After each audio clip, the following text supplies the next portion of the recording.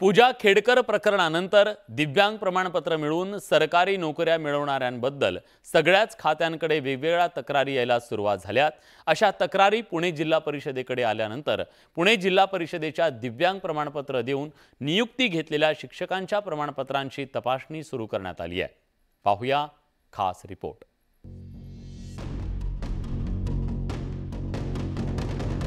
बनावट दिव्यांग प्रमाणपत्र देऊन IAS अधिकारी झालेल्या पूजा खेडकरच्या प्रकरणात कारवाई सुरू झाली आहे। त्यानंतर इतर शासकीय नोकऱ्या मिळवतानाही दिव्यांग आणि क्रीडा कोट्यात मिळवलेलं प्रमाणपत्र यावर अनेक ठिकाणी प्रश्नचिन्ह निर्माण केलं जात आहे। अशा तक्रारी पुणे जिल्हा परिषदेच्या शिक्षण विभागाला प्राप्त झालेल्या आहेत।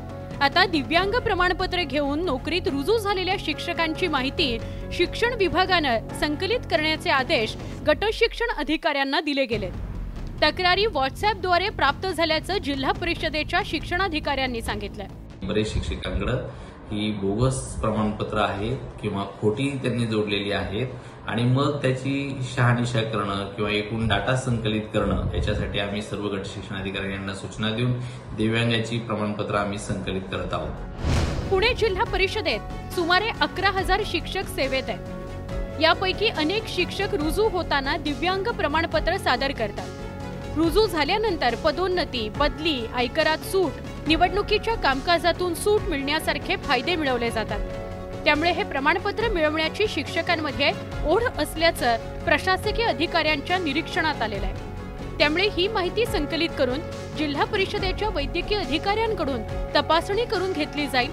त्यात काही आढळलं तर पुढच्या कारवाईबाबत निर्णय घेतला जाईल असं शिक्षणाधिकाऱ्यांनी स्पष्ट केलं। त्याला ती प्रमाणपत्र जिल्हा रुग्णालयाने दिलेली आहेत का, ग्रामीण रुग्णालयाने दिलेत का, त्याला UDID नंबर आहे का, ऑफलाईन आहे का, ऑनलाईन आहे का, याची प्राथमिक तपासणी त्याच्यामध्ये केलं जाईल। आणि ज्याच्यामध्ये तक्रार आहे किंवा ज्याच्यामध्ये आमच्या वैद्यकीय अधिकारी आहे जिल्हा परिषदेमध्ये कार्यरत त्यांच्याकडून प्राथमिक त्याच्यामध्ये त्याची तपासणी केली जाईल आणि त्याच्यानंतर पुढील निर्णय घेतला जाईल।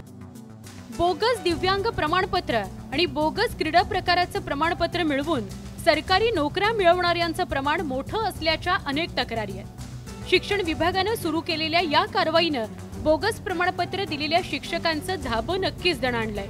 व्हिडिओ जर्नलिस्ट सचिन हंचाटेसह वैभव सोनवणे आणि bureau report, news 18 Lokmat, Pune.